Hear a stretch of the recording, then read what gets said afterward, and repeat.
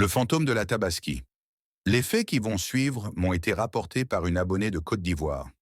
Voici son témoignage.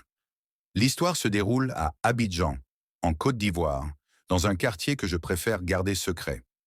J'ai vécu ces événements moi-même en 2015, alors que j'étais encore une petite fille.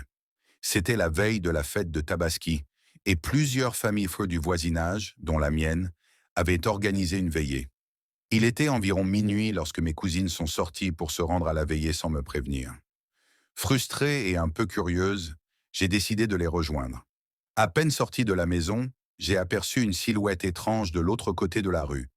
C'était une femme mystérieuse vêtue d'une longue robe blanche, avec des cheveux si longs qu'ils couvraient entièrement son visage. Elle semblait flotter dans les airs. Ses pieds ne touchaient pas le sol. Terrifié, j'ai voulu crier, mais aucun son ne sortait de ma bouche.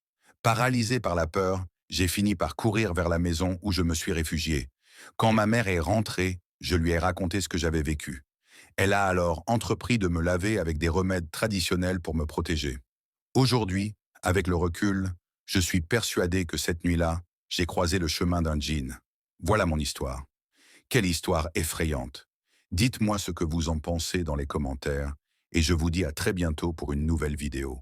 C'était Rifché, numéro 1 sur les histoires mystiques de l'Afrique.